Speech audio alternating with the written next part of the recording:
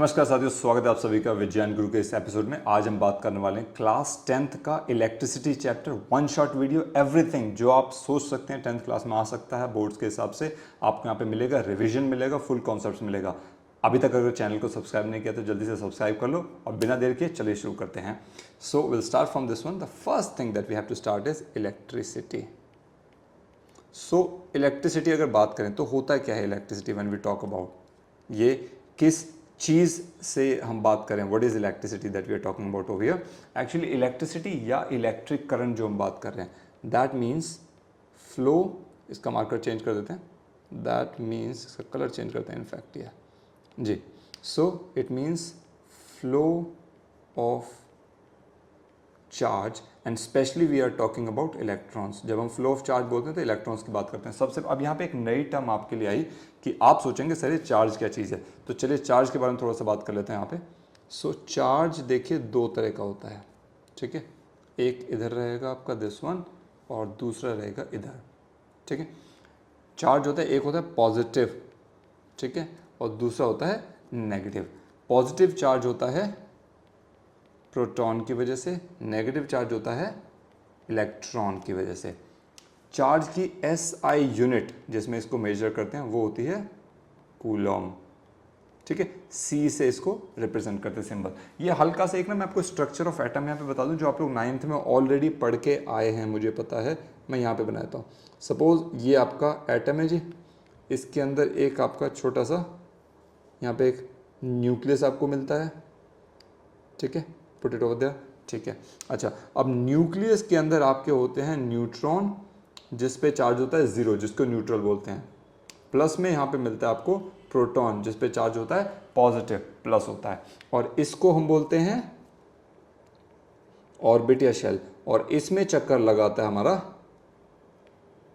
Electron और जिस पे होता है नेगेटिव चार्ज, ठीक है। ये एटम का स्ट्रक्चर होता है बेसिकली। अब नंबर ऑफ प्रोटॉन इलेक्ट्रॉन कम या ज़्यादा होते रहेंगे इसमें, न्यूट्रॉन भी, will talk about this in later sections.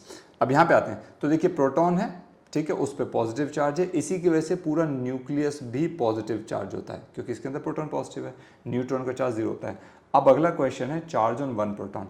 तो उससे पहले मैं आपको बताता हूँ, एक जो सिंबल ई मैं लिखूंगा यहाँ पे, ई की वैल्यू मैं मानूंगा 1.6 इंटू 10 की पावर -19 कूलम।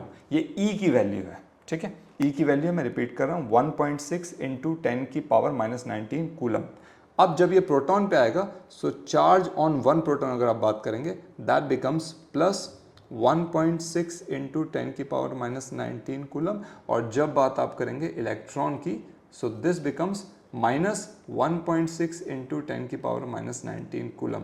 ये एक प्रोटॉन और इलेक्ट्रॉन पे चार्ज होता है, मतलब दोनों पे चार्ज की जो वैल्यू है, जो चार्ज का मैग्नीट्यूड है वो आप देखेंगे बिल्कुल सेम है। मैग्नीट्यूड दोनों पे सेम है, 1.6 इंटू 10 की पावर -19 कूलम, दोनों पे सेम है।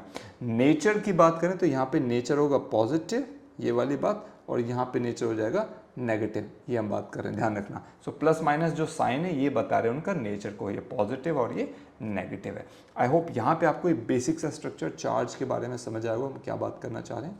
Now let's proceed further. अब चार्ज की जब मैंने बात की है, ठीक है, तो इसके बाद क्या होता है कि चार्ज की कुछ प्रॉपर्टी होती है और बहुत इंपॉर्टेंट होती है। यहाँ पे मैं लिख देता हूँ प्रॉपर्टीज ऑफ चार्ज। मैं यहाँ पे बात करने वाला हूँ केवल दो प्रॉपर्टीज़ की जो मुझे बहुत इंपॉर्टेंट है यहाँ पे, और वो रहेगा, पहला है यहाँ पे फर्स्ट प्रॉपर्टी हम बात कर लेते हैं। देखिए, like charges repel each other, मतलब पॉजिटिव पॉजिटिव एक दूसरे को रिपेल करेंगे, या नेगेटिव नेगेटिव एक दूसरे को रिपेल करेंगे। ये है पहली प्रॉपर्टी कि positive positive charge, negative negative charge एक दूसरे को रिपेल करते हैं। दूसरी प्रॉपर्टी जो हम बात करेंगे and that is unlike charges attract each other, मतलब पॉजिटिव और नेगेटिव, पॉजिटिव को नेगेटिव अपनी तरफ खींचेगा और नेगेटिव को पॉजिटिव अपनी तरफ खींचेगा, ठीक है। So that is how positive negative unlike मतलब एक जैसे नहीं होने वाले चार्ज एक दूसरे को अट्रैक्ट करते हैं, ये इंपॉर्टेंट है। इसके बाद एक और चीज़ है, थोड़ा सा मैं आपको बता दूं, नेक्स्ट टॉपिक है प्रॉपर्टीज ऑफ चार्ज के बाद next we have to discuss is quantization of charge.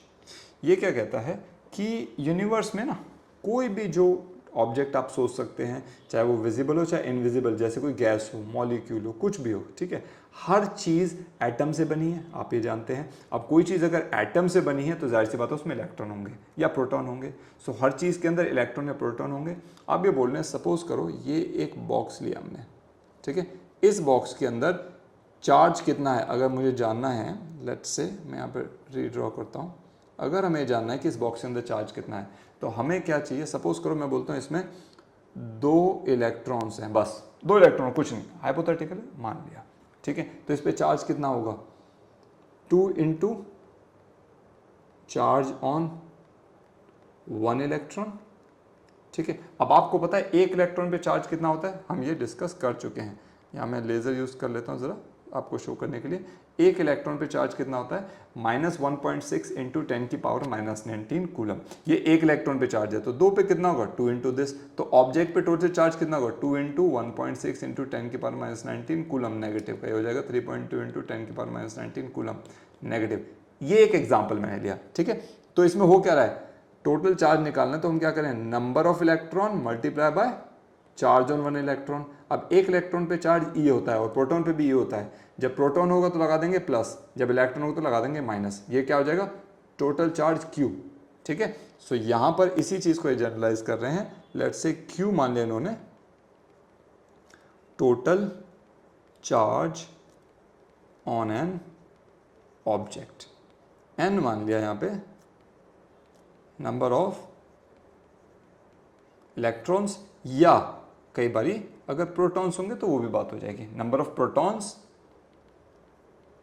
In an object. अब वो ऑब्जेक्ट कुछ भी हो सकता है, चाहे मॉलिक्यूलर एटम है, चाहे बॉक्स है, फुटबॉल है, ग्राउंड है, whatever, we don't want to get into that, but yes. और ई क्या है, value of charge on 1 electron या प्रोटॉन। पॉजिटिव हो तो प्रोटॉन होगा, नेगेटिव हो तो इलेक्ट्रॉन। तो जो फॉर्मूला कह रहा है Q is equals to n into e, इस फॉर्मूले से निकाला ना हमने, एन मतलब नंबर ऑफ इलेक्ट्रॉन या number of proton multiply by charge on 1 electron या प्रोटॉन ई। अगर ये प्रोटॉन होंगे तो यहाँ पे लगाएंगे प्लस, अगर ये चार्ज इलेक्ट्रॉन होगा तो लगाएंगे माइनस।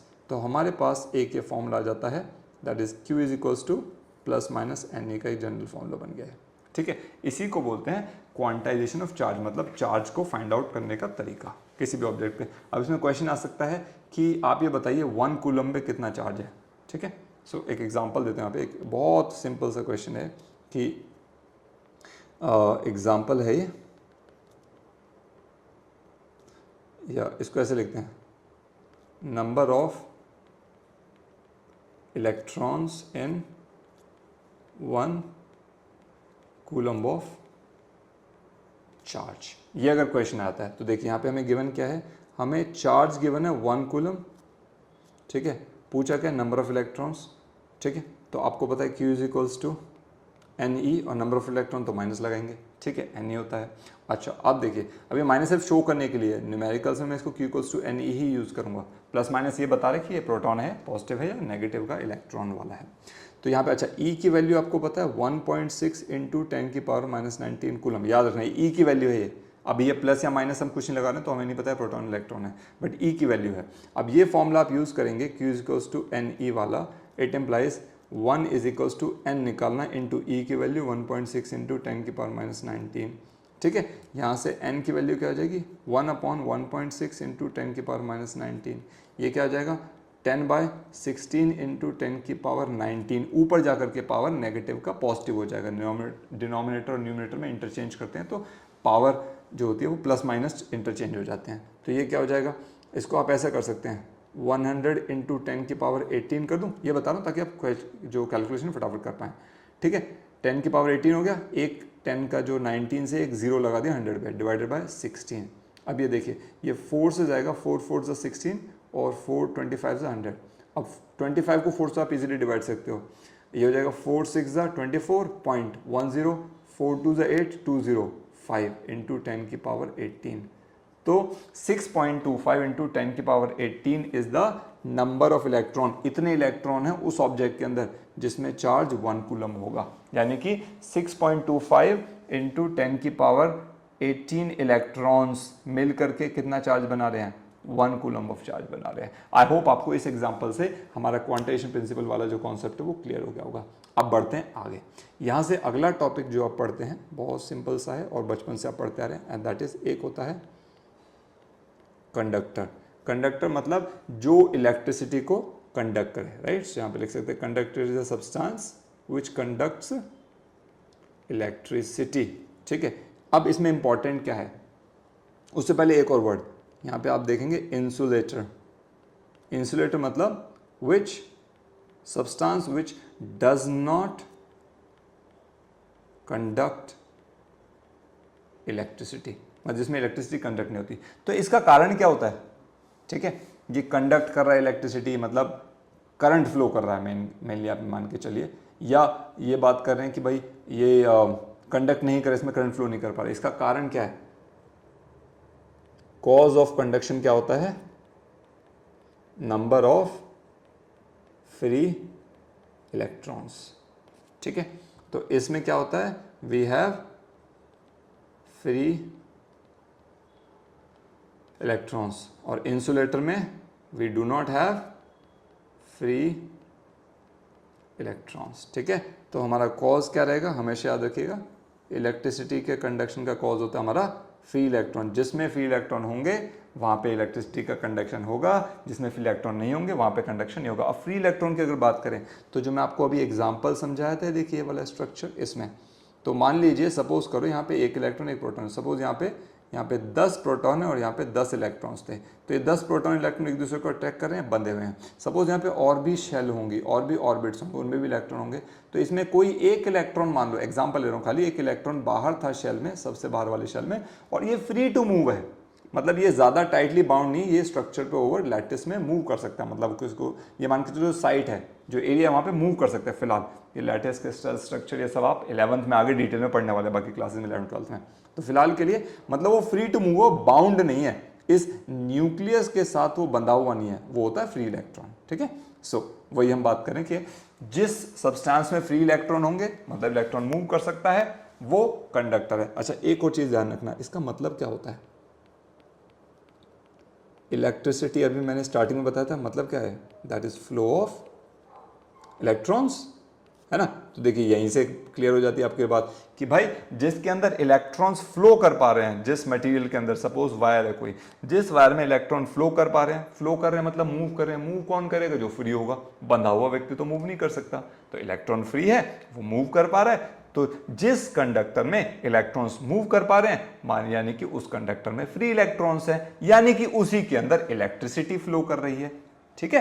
तो ये कॉन्सेप्ट हुआ इलेक्ट्रिसिटी के फ्लो करने का, ठीक है। अच्छा, इसमें जैसे हमने बात की तो इलेक्ट्रिसिटी दो तरह की होती है। देखिए यहाँ पे एक हो जाएगा ये, और दूसरा यहाँ पे क्या है मैं लिख देता हूं, दिस इज स्टैटिक इलेक्ट्रिसिटी। मतलब ये मान के चलिए जब जो चार्ज होता है रुका हुआ है, तभी भी अट्रैक्शन और रिपल्शन तो हो रहा है ना, तो वो जो इलेक्ट्रिसिटी रहेगी उसको कह लेंगे एट रेस्ट वाली इलेक्ट्रिसिटी। मतलब इलेक्ट्रॉन तो है, चार्ज तो है, लेकिन रेस्ट पे है। और दूसरा होता है करंट इलेक्ट्रिसिटी। जब आप इसकी बात करेंगे, इसका मतलब है चार्ज इन मोशन, ठीक है। सो चार्ज इन मोशन मतलब इलेक्ट्रॉन्स फ्लो कर रहे हैं, इलेक्ट्रॉन्स आर मूविंग। तो दो तरह की इलेक्ट्रिसिटी होती है, कौन कौन सी, इसको याद रखिएगा। एक होता है करंट इलेक्ट्रिसिटी, जब चार्ज मूव कर रहा होगा, इलेक्ट्रॉन्स मूव करेंगे। अच्छा, प्रोटॉन मूव नहीं करते हैं, ध्यान रखना, प्रोटॉन तो न्यूक्लियस के अंदर बंद रहता है, इसको हम ध्यान रखेंगे, ठीक है। ये रहा प्रोटॉन आपका, और प्रोटॉन इस न्यूक्लियस से बाहर नहीं जाने वाला, प्रोटॉन बिल्कुल फिक्स है, ये मूव नहीं करेगा। जो मूव कर रहा है वो है इलेक्ट्रॉन, इसको याद रखिएगा। सो इलेक्ट्रॉन मूव कर रहा है, ठीक है। तो चार्ज किसकी वजह से है, इलेक्ट्रिसिटी किसकी वजह से है, इलेक्ट्रॉन्स की वजह से इलेक्ट्रिसिटी, इसको ध्यान रखना है, ठीक है। तो हमारे पास दो तरह की इलेक्ट्रिसिटी होगी, एक हो गई करंट इलेक्ट्रिसिटी और एक हो गई स्टैटिक इलेक्ट्रिसिटी। मतलब ये वो है जब चार्ज रुका हुआ है। इलेक्ट्रिसिटी का इंप्लीकेशन तो हो रहा है, प्लस माइनस अट्रैक्ट और रिपेल तो कर रहे हैं लेकिन रुके हुए हैं, मूव नहीं कर रहे। तो चार्ज एट रेस्ट क्या होगा, अच्छा यहाँ पे ये भी लिख देता हूं मैं, this is charge at rest मतलब स्टैटिक इलेक्ट्रिसिटी, और this is charge in motion, motion ढंग से लिख देते हैं थोड़ा सा, चार्ज इन मोशन मतलब इलेक्ट्रॉन्स आर इन मोशन मतलब करंट इलेक्ट्रिसिटी। आई होप इसके साथ आपको ये दो तरह की इलेक्ट्रिसिटी होती है का कॉन्सेप्ट क्लियर होगा। स्टैटिक इलेक्ट्रिसिटी जब चार्ज रुका हुआ है उसकी वजह से जो प्रभाव पड़ रहा है स्टैटिक इलेक्ट्रिसिटी, करंट इलेक्ट्रिसिटी जब चार्ज मूव कर रहा है उसकी वजह से जो प्रभाव पड़ रहा है करंट इलेक्ट्रिसिटी। आगे बढ़ते हैं एंड नेक्स्ट टॉपिक है हमारा, बहुत इंपॉर्टेंट है, इलेक्ट्रिक पोटेंशियल। ठीक है, इसके बारे में बात करते हैं। देखिए इलेक्ट्रिक पोटेंशियल, इसकी जो सिंबल होता है दैट इज वी होता है इसका सिंबल। ठीक है, ऑलराइट, नाउ एक काम करते हैं, लेट्स से ये पॉइंट ए है, पॉइंट ए पर प्लस क्यू चार्ज रखा हुआ है, हमें ए की वजह से बी पॉइंट पर पोटेंशियल निकालना है, वी भी निकालना है। लिख देता हूँ यहाँ पे, electric potential at B due to charge Q at A। ठीक है जी, A पे जो चार्ज Q रखा हुआ है उसकी वजह से B पॉइंट का इलेक्ट्रिक पोटेंशियल निकालना है। तो इसके लिए हम क्या करेंगे, हम लेंगे इन्फिनिटी डिस्टेंस कंसिडर करेंगे, सपोज इन्फिनिटी थी, और यहाँ पे कंसिडर करेंगे प्लस Q नॉट। ये क्या चीज़ है बताता हूँ, ये है unit positive test charge. Unit positive test charge मतलब इसकी यूनिट वैल्यू है प्लस क्यू नॉट का जो मैग्नीट्यूड है वो 1 है, मतलब वैल्यू 1 है इसकी। पॉजिटिव मतलब ये नेचर है में पॉजिटिव है और ये केवल टेस्टिंग पर्पस के लिए यूज होने वाला है, इसलिए हमने उसको बोला टेस्ट चार्ज। ठीक है, unit positive test charge consider किया। अब देखिए इस यूनिट पॉजिटिव टेस्ट चार्ज पर ना एक फोर्स ऑफ रिपल्शन लग रही है। क्यों, रीजन देखिए आपको पता है, ये प्लस क्यू चार्ज है, ये भी पॉजिटिव चार्ज है, तो ये पॉजिटिव चार्ज इस पॉजिटिव चार्ज को रिपेल करेगा। ठीक है, और बी पॉइंट पर इलेक्ट्रिक पोटेंशियल निकालने के लिए मुझे इस प्लस क्यू नॉट चार्ज को इन्फिनिटी से बी तक लेके आना है। तो यानी कि मुझे क्या करना पड़ेगा, मुझे कम से कम इस इलेक्ट्रोस्टैटिक फोर्स और रिपल्शन जो मैंने लिखा है लिख देता हूं यहाँ पे, this is what, this is electrostatic force of repulsion on plus q not due two plus Q. ठीक है नी, इस इलेक्ट्रोस्टैटिक फोर्स के अगेंस्ट मुझे फोर्स लगानी पड़ेगी ऑपोजिट में, और डिस्टेंस मूव कराना पड़ेगा तो मुझे कुछ वर्क करना पड़ेगा, करेक्ट है कि नहीं। देखिए ये फोर्स इधर लग रही है, इसको रिपेल किया जा रहा है, हम इसको इधर लेके आना चाह रहे हैं, तो कम से कम इसके ऑपोजिट इस डायरेक्शन में फोर्स लगानी पड़ेगी। ये जो फोर्स है इसके ऑपोजिट इधर फोर्स लगानी पड़ेगी, और अगर इधर फोर्स लगा रहे हैं और इसको मूव करवा रहे हैं तो कुछ ना कुछ डिस्टेंस से मूव कर रहा है, तो कुछ ना कुछ वर्क हुआ है, वही वर्क इस पॉइंट का पोटेंशियल कहलाएगा। ठीक है, दैट मीन्स, तो यहाँ पे अगर आप इसको लिखना चाहें तो आप क्या लिख सकते हैं, electric potential is equals to work done divided by charge। ठीक है, जो चार्ज मूव किया है, चार्ज मूव्ड। ठीक है, तो सिंबल अगर बनाएंगे v is equals to w by, ठीक है, let's say q, small q move किया, q नॉट किया, जो भी किया आपने, यहाँ पे q नॉट किया था तो यहाँ पे मैं q नॉट लिख देता हूँ, इसकी वैल्यू जो भी होगी। ठीक है, अच्छा, सो यहाँ से अगर आप इसकी यूनिट की बात करें तो देखिए v is for volt, so 1 volt is equals to 1 work होता है जूल, 1 जूल पर 1 कूलम।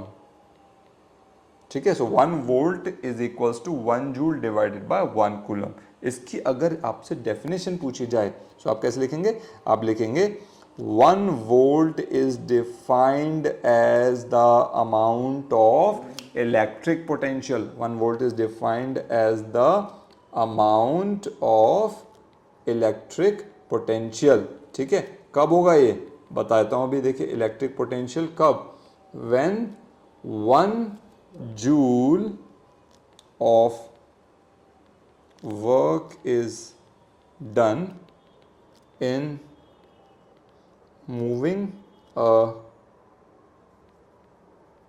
Charge of 1 coulomb. जब 1 कूलम चार्ज को मूव करने में 1 जूल वर्क करना पड़ेगा, तब हम बोलेंगे कि इलेक्ट्रिक पोटेंशियल हो गया आपका 1 वोल्ट। ठीक है, सो 1 वोल्ट क्या हो गया, वो इलेक्ट्रिक पोटेंशियल है जब 1 जूल वर्क किया जाता है 1 कूलम चार्ज को मूव करने में। आई होप यहां से आपको इसकी डेफिनेशन क्लियर होगी 1 वोल्ट की। ठीक है, अच्छा इसमें एक चीज़ और मैं इसमें बताना चाहता, तो यहाँ से आप इसकी वैल्यूज निकालेंगे, ठीक है, सिंबल भी हो जाएगा। अब इसकी डेफिनेशन जो हमने पढ़ी है उसको लिख लेते हैं कि डेफिनेशन है क्या, इलेक्ट्रिक पोटेंशियल है क्या। तो जो अभी बोला था that is electric potential, that means electric potential at a point is defined as the amount of work done in moving a unit positive test charge from infinity to that point। एक और important चीज, against the electrostatic force या force of repulsion। ये इसकी definition होगी 1 volt का जो electric potential है। उसके बाद अगली डेफिनेशन हमने पढ़ी इलेक्ट्रिक पोटेंशियल की। ठीक है, ये 1 वोल्ट की डेफिनेशन और ये होगी इलेक्ट्रिक पोटेंशियल डिफरेंस डेफिनेशन। ठीक है, सो इलेक्ट्रिक पोटेंशियल क्या होगा, रिपीट करते हैं, ये वो वर्क होगा जो हम करने वाले हैं इन्फिनिटी से, ये देखिए इन्फिनिटी से किसी पॉइंट तक लाने में जो वर्क करना पड़ेगा इस unit positive test charge plus q naught को, वही उसका वर्क वही उसका इलेक्ट्रिक पोटेंशियल कराएगा, which is equals to work done by charge move. So I hope यहाँ से आपको चीज़ क्लियर होगी। इसमें एक छोटी चीज़ और आप याद रखिएगा, इसमें एक वर्ड आप देखेंगे दैट इज वोल्ट मीटर। ये क्या होता है, it is the device to measure electric potential, इसको ध्यान रखना। ठीक है, इलेक्ट्रिक पोटेंशियल को मेजर करने की जो डिवाइस यूज करते हैं उसको बोलते हैं वोल्ट मीटर। इसका सिंबल बताऊं, देखो ये ऐसा होता है, ये इसका सर्कल से बना दिया, यहाँ पे V लिख दिया, इधर प्लस और minus, V for volt meter. ठीक है, इसकी एक छोटी सी प्रॉपर्टी है वो याद रखना, इट हैज हाई रेजिस्टेंस। इसका रेजिस्टेंस हाई होता है, रेजिस्टेंस क्या है, हाई लो क्या है, बस थोड़ी देर रुक जाओ, 15-20 मिनट में अगला टॉपिक आने वाला है, उसी को करने वाला डिस्कस, सब यहीं पे डिस्कस करेंगे आज। और दूसरा क्या होगा, it is connected in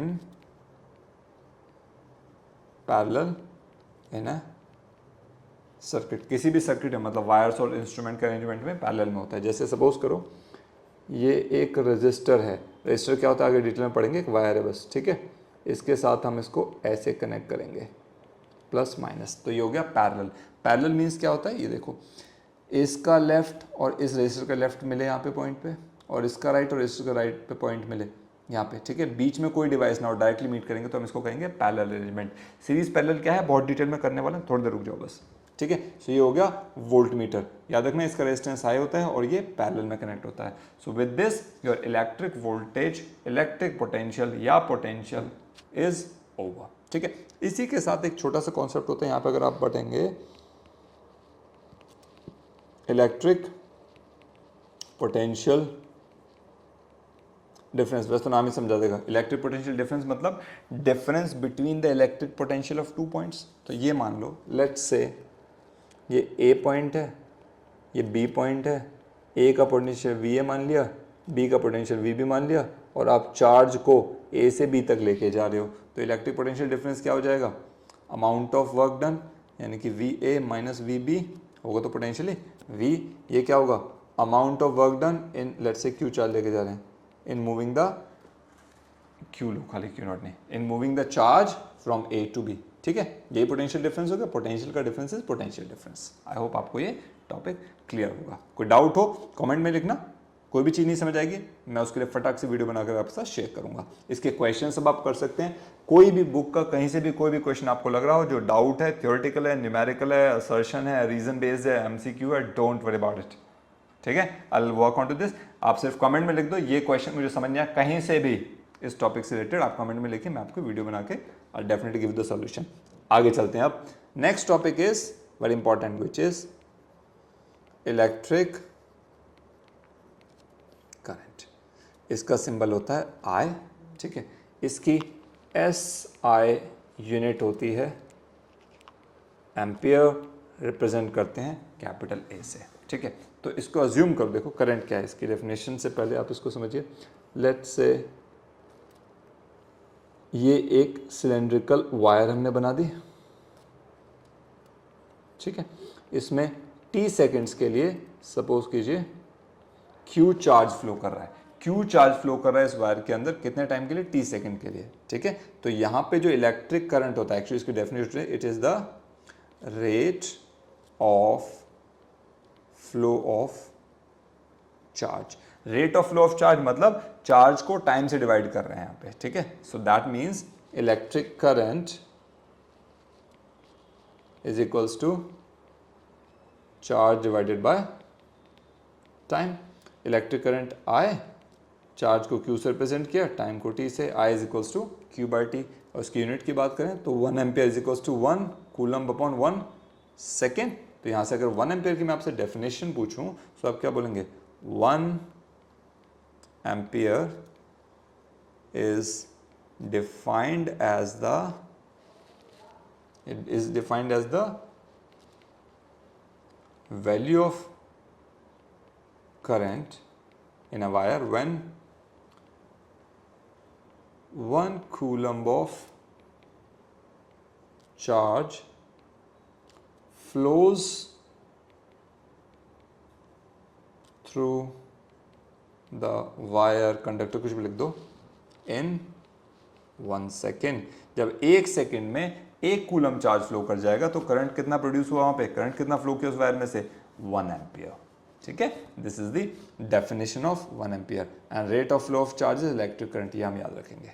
और राइट, चलिए अब यहाँ से अच्छा एक और चीज़ आप देखेंगे न्यूमेरिकल्स वर्क करने में, आप देखेंगे ऐसा 1 MA लिखा हुआ, इसका मतलब 1 मिली एम्पियर, मतलब 1/1000, मतलब 1/10⁻³ और जब ये ऊपर जाता है तो -3, तो इसको ऐसे लिखेंगे 1 मिली एम्पियर मीन्स 10⁻³ इसी तरह से और भी टर्म आ सकती है, 1 ये होगा एक, ठीक है, ये उसको बोलते हैं 1 माइक्रो एम्पियर, ये हो जाएगा 1/10⁻⁶। मैं सीधा यहाँ पे लिख देता हूँ, 10 बार बनाना पड़ेगा मुझे, दैट मीन्स 1/10⁻⁶, ये हो जाएगा 10⁻⁻6 एम्पियर। और भी होता है 1 NA, 1 इसका मतलब है नैनो एम्पियर, दैट मीन्स 1/10⁹ मतलब 10⁻⁻9 एम्पियर। ये यूनिट्स ऑफ कन्वर्जन है, याद रखना इंपॉर्टेंट होती है। उसके बाद होता है 1 PA, that is 1 pico ampere, 1/10⁻12, 10⁻⁻12 ampere हो जाएगा, ठीक है। और एक होता है 1 FA, दैट इज 1, फर्क होते तो बहुत सारे, मैं यहीं स्टॉप कर दूंगा ना, बहुत काम आएगा, 1/10⁻15 मतलब 10⁻⁻15 एम्पियर, याद रखना। इस तरह से मिली था, मेगा होगा तो या किलो होगा तो किलो का 10⁻3, मेगा होगा तो 10⁻6, वो प्लस में आ जाएंगे, ठीक है, याद रखना। यहाँ पे लिख देता हूँ, चलो ऑपोजिट डायरेक्शन में, लेट्स से यहाँ पे लिखते हैं, अगर ये तो माइनस में आ रहा था, अगर ऊपर जाते हैं ये होगा 1 KA किलो एम्पियर, मतलब खैर ये तो बहुत ज़्यादा वैल्यू हो जाएगी, but anyways 1 kilo ampere Fermi ampere, पूरा कर देते इसको, 1 किलो एम्पियर मतलब 1000 एम्पियर होगा, 10⁻³ एम्पियर। इस तरह से 1 कैपिटल MA होगा तो ये हो जाएगा 1 मेगा एम्पियर, इसका मतलब 10⁻6 एम्पियर, ठीक है। इस तरह से चलता रहेगा। तो कन्वर्जन्स में, न्यूमेरिकल्स में मुझे लगता नहीं मैंने कुछ छोड़ दिया होगा, जो आप करने वाले हैं, जो आपको यूज होगा और यहाँ ना लिखा हो, ये कवर हो जाएगा, ठीक है बेटा। चलिए लेट्स प्रोसीड फर्दर, तो ये हो गया करंट से रिलेटेड। अच्छा, एक और चीज में जो हम यूज करने वाले हैं, and that is ammeter. So voltage को मेजर कर रहे थे हम किससे, वोल्टमीटर से। एमीटर को क्या करेंगे, it is a device to measure electric current. इसमें ये सर्कल सा बनाया, बीच में A लिख दिया, ये कनेक्टिंग वायर शो कर दी, एक प्लस शो कर दिया, एक माइनस शो कर दिया, ये एमीटर बन गया। इसमें भी अगेन छोटी सी बात याद रखेंगे, एमीटर हैज लो रेजिस्टेंस। इसका रेजिस्टेंस बहुत लो होता है। रेजिस्टेंस क्या है? करंट के रास्ते में आने वाली बाधा। ये लो हाई क्या हो रहा है, इसको हम डिटेल में रेजिस्टेंस के टॉपिक में डिस्कस करेंगे। और अगला जो मैंने बताया, which is like this, it is connected in series in a circuit. याद रखना बहुत इंपॉर्टेंट है। तो सपोज करो ये कोई भी रेजिस्टर ऐसे शो करते हैं, रेजिस्टर है, तो इसके साथ ये एमीटर मैंने ऐसे लगा दिया, ठीक है। क्या हो रहा है, एक एंड इन दोनों का मीट कर रहा है, लेफ्ट और राइट अपना अपना, ठीक है, लेकिन दूसरा एंड मीट नहीं करेगा, बीच में कोई और डिवाइस आ जाएगी, सीधा सीधा तार से नहीं जुड़ेंगे, डिवाइस आ जाएगी। जैसे मैं से जुड़ रहा था ना इसमें वोल्ट मीटर, जब मैंने बताया था आपको ये वाला, इसमें सीधा सीधा वायर से जुड़ रहा है, बीच में कोई डिवाइस नहीं है, तो वो था पैरेलल में। और ये है सीरीज में, साथ में रखा हुआ है सीरीज में, ठीक है। ये सीरीज पैरेलल क्या है, इसको बहुत डिटेल में हम करने वाले से, डोंट वरी अबाउट इट, ठीक है। अच्छा, इसी के साथ साथ ये जो हम करंट करें, एक चीज़ में देखो आपको एक चीज़, ये एक क्वेश्चन हो सकता है आपका, तो मैं उसको यहीं पे आंसर कर देता हूँ। क्या बना रहा हूँ मैं, देखो ये तो बेकार सी फिगर बन गया, दोबारा बनाते हैं। ऑटो शेप डिटेक्ट नहीं हो रही, अभी होगी शायद, यस गुड। इसको करते हैं यहाँ पे डुप्लीकेट, और ये हो गया इधर, और अब मैंने इसको ऐसे कनेक्ट कर दिया, तो आपको पता चल रहा होगा कि क्या बनने वाला है। This is equals to a wire. Suppose कर लो, कोशिश की मैंने वायर बनाने की, ठीक है। और इसकी मुझे ना एक और बार जरूरत पड़ेगी, मैं इसको डुप्लीकेट कर देता हूँ। सो हमने इसको यहाँ पे डुप्लीकेट कर दिया और यहाँ पे रख देते हैं। Now understand. अब ये जो ऊपर वाली बात करें, वायर है, इसमें देखिए, इसमें बहुत सारे इलेक्ट्रॉन्स हैं अपने, और वो क्या होते हैं, ये इलेक्ट्रॉन ये इधर भागेगा, ये इलेक्ट्रॉन इधर भागेगा, ये इधर भाग रहा है, ये इधर भाग रहा है, ये इधर भाग रहा है, एक और इधर भाग गया, एक इधर भाग गया। तो ये क्या हो रहा है, आप बोलेंगे सर ये तो टकरे मारते डूल रहे हैं एक दूसरे के साथ, या वायर के साथ टकरे मार रहे हैं, या वायर के अपने पार्टिकल्स हैं, एटम्स हैं, मॉलिक्यूल्स हैं, उनके अपने इलेक्ट्रॉन्स प्रोटॉन्स उनसे टक्कर मार रहे हैं। सर ये तो कहाँ जाएंगे, इलेक्ट्रॉन तो कहीं जाएंगे ही नहीं। अगर इलेक्ट्रॉन नहीं जाएंगे तो चैलेंज क्या रहा है, सर फ्री इलेक्ट्रॉन मूव नहीं कर पा रहे, तो क्या होगा, इलेक्ट्रिसिटी नहीं होगी, इलेक्ट्रिक करंट फ्लो नहीं करेगा, तो कैसे फ्लो करेगा, तो यहीं रुक जाएगा, यहीं खत्म हो जाएगा। सही कह रहे हो, बिल्कुल ऐसी होता है, लेकिन इसका यही इलाज होता है, इसकी पूरी चिकित्सा होती है। कैसे, बताता हूँ। ये एक वायर लिया, ये वायर चल रही है, वायर को कनेक्ट कर रहे हैं, ठीक है, लाइक दिस, और इसके साथ मैंने कनेक्ट कर दिया एक ये सेल, इसको सेल बोलते हैं, ये पॉजिटिव टर्मिनल, नेगेटिव टर्मिनल, ठीक है। बड़ा वाला पॉजिटिव होता है, छोटा वाला नेगेटिव। ये एक सेल से कनेक्ट कर दिया। अब सेल से कनेक्ट कर दिया तो इसमें करंट ऐसे फ्लो करने की कोशिश करते हैं इलेक्ट्रॉन्स, ठीक है। तो होगा क्या, अब देखिए जो जो इलेक्ट्रॉन है यहाँ पे E माइनस है, तो सपोज कीजिए इलेक्ट्रॉन तो माइनस है, और ये पॉजिटिव से कनेक्टेड है, इसका पॉजिटिव साइन होगा, और ये एंड नेगेटिव से कनेक्टेड है, यहाँ पे देखिए ये नेगेटिव होगा, इसलिए वाला। अब ये इलेक्ट्रॉन किधर जाएगा, क्या पॉजिटिव की तरफ जाएगा, नेगेटिव की तरफ। आपको पता है negative repel each other and negative positive attract each other, तो ये वाला जो नेगेटिव साइन है ये किधर जाएगा, अल्टीमेटली पॉजिटिव की तरफ जाएगा। मतलब इलेक्ट्रॉन किधर मूव करेगा, वायर के अंदर, नेगेटिव से पॉजिटिव टर्मिनल की तरफ। तो यहाँ पे मैं शो कर देता हूँ, ये रहा नेगेटिव, ये रहा पॉजिटिव, क्यों, क्योंकि ये सेल से कनेक्ट हो चुका है। तो इसके अंदर देखिए जो इलेक्ट्रॉन होगा वो ऐसे भागेगा। अभी एक स्ट्रीम लाइन फ्लो बोलेंगे, एक लाइन में फ्लो करने लगेंगे, ठीक है। तो इलेक्ट्रॉन क्या जा रहे हैं, नेगेटिव से पॉजिटिव की तरफ, कहाँ पर, विद इन द वायर। तो ये जो फ्लो कर रहा है, यहीं से एक नई चीज का जन्म होगा, एंड दैट इज, इसको बोलते हैं, मैं लिख देता हूं यहाँ पे, इलेक्ट्रॉनिक करंट, ठीक है। इसमें हो क्या रहा है बेटा, ये फ्लो क्या कर रहा है, from negative terminal to positive terminal, कहां पर, इनसाइड द वायर। वायर के अंदर देखो क्या हो रहा है, ये नेगेटिव से पॉजिटिव टर्मिनल की तरफ मूव कर रहा है इलेक्ट्रॉन्स।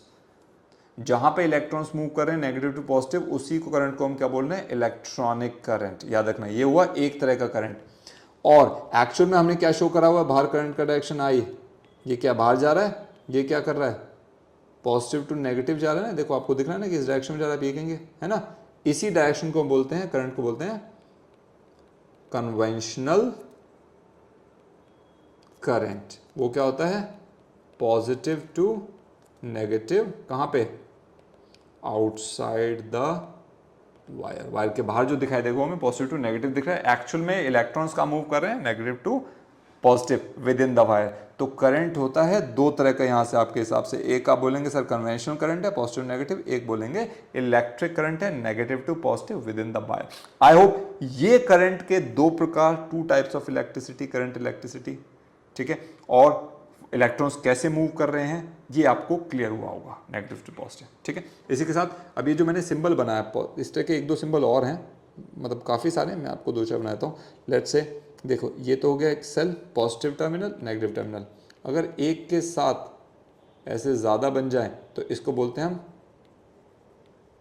बैटरी।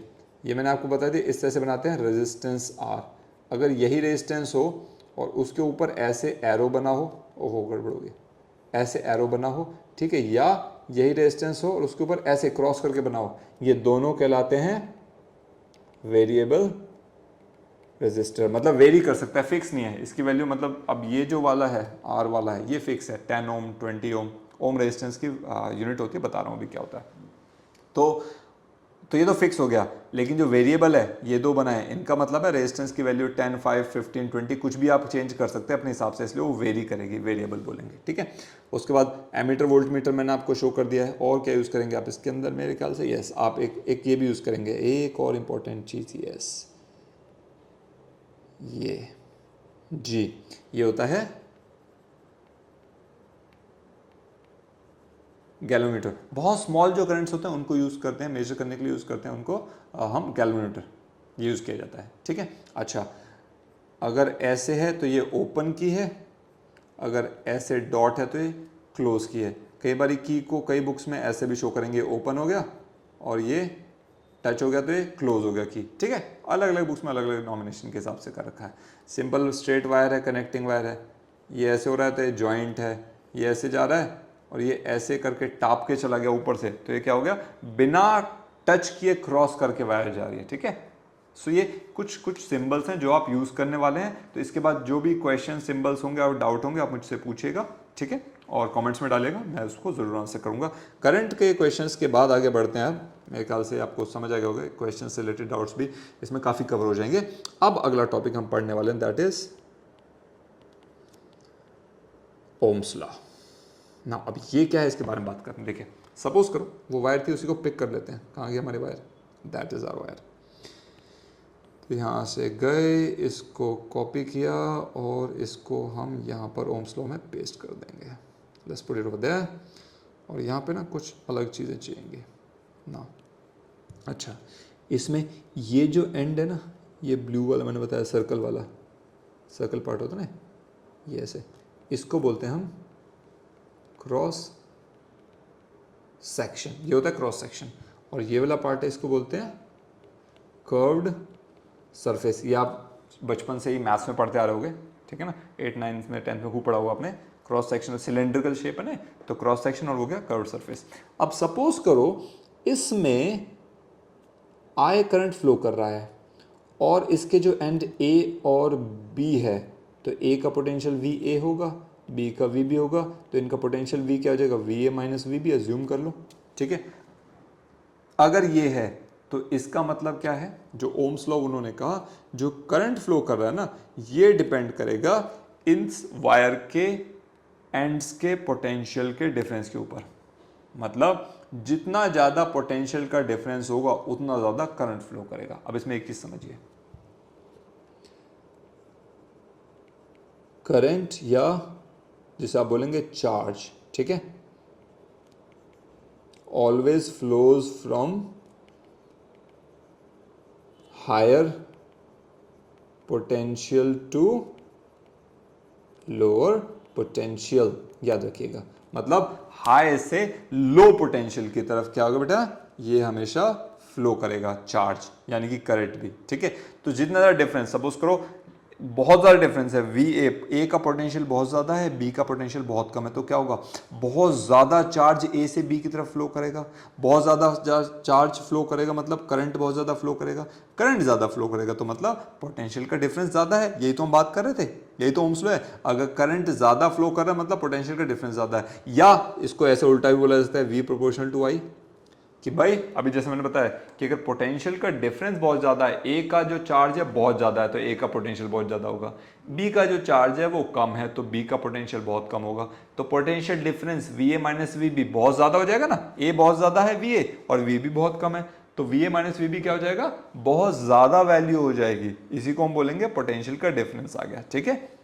तो अगर ये पोटेंशियल का डिफरेंस ज़्यादा होगा तो करंट भी ज़्यादा होगा, यही इन्होंने बोला। और यहाँ से अगर v इज इक्वल्स टू आई करते हैं, इसको बोलते हैं सिंबल ऑफ प्रोपोर्शनैलिटी, है जो प्रोपोर्शनल दिखा रखा है ना, इसको बोलते हैं सिंबल ऑफ प्रोपोर्शनैलिटी, हटा करके इक्वल टू लगाते हैं तो हमेशा एक कांस्टेंट होता है आर, इसको रीअरेंज करेंगे v equals to I R की फॉर्म में लिखा जाता है, ये जो आर है ये होता है कांस्टेंट ऑफ प्रोपोर्शनैलिटी, इसी को बोलते हैं रेजिस्टेंस, ठीक है। और रेजिस्टेंस क्या होता है, ये वो बाधा है, ये वो ऑब्स्टेकल है किसके रास्ते में, करंट के रास्ते में, ठीक है।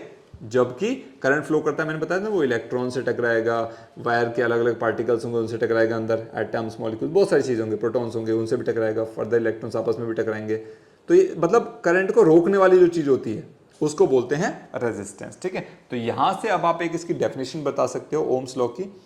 इंपॉर्टेंट चीज़ ध्यान रखिएगा, यहाँ पे टेम्परेचर कंसिडर करेंगे कि टेम्परेचर ना वेरी ना करे, कांस्टेंट हो, तो डेफिनेशन में आप लिखेंगे एट, ये ओम्स लॉ कह रहा है एट कांस्टेंट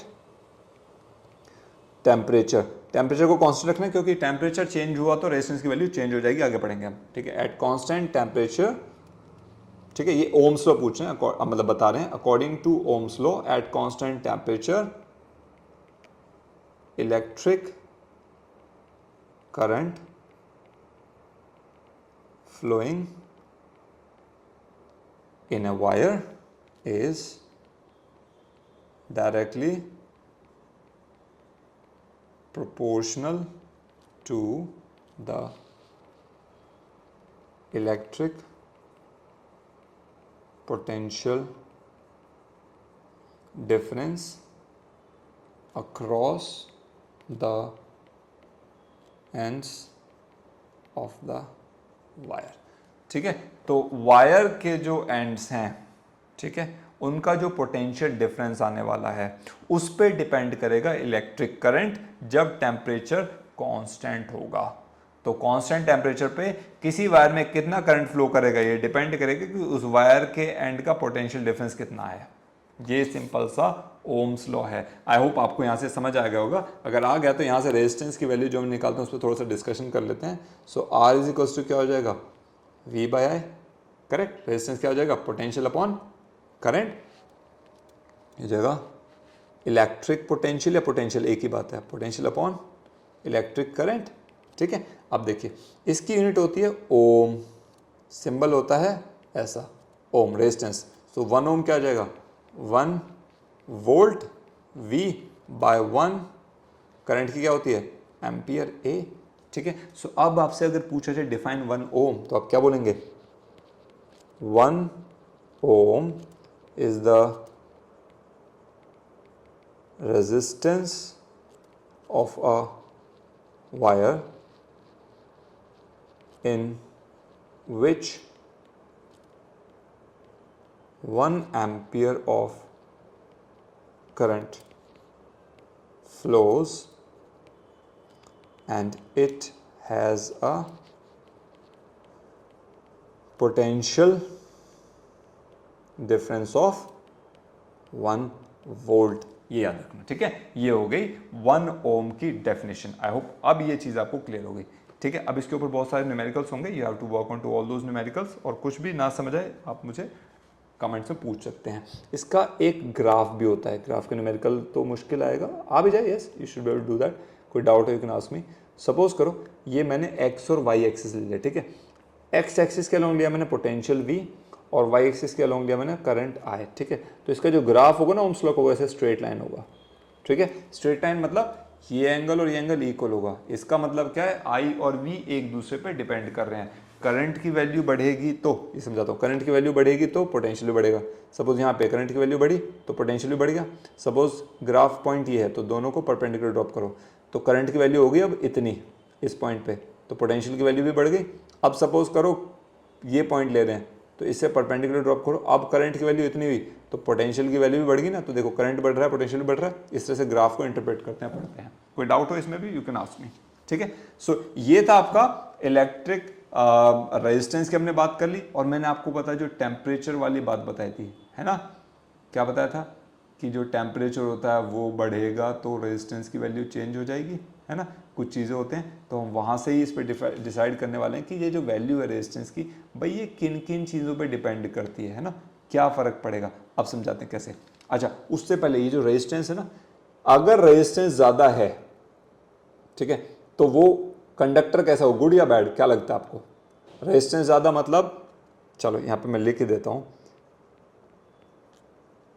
एक का पढ़ेंगे गुड कंडक्टर, एक पढ़ेंगे बैड कंडक्टर, जिसे आप बोलेंगे इंसुलेटर ऑल्सो। एक और चीज़ होती है सेमी कंडक्टर, फिलहाल आप उसे नहीं पढ़ेंगे, है ना, उसे डिटेल में थोड़ा सा हायर क्लास में आप लोग डिस्कस करने वाले। सेमी मतलब सेमी रहेगा वो, ये मान के चलो, नाम से समझ आ रहा है सेमी कंडक्टर, ओके ओके रहेगी उसकी कंडक्टिविटी, ना ज़्यादा ना कम। ठीक है, तो आपको क्या लगता है गुड कंडक्टर कौन होगा और बैड कंडक्टर कौन होगा।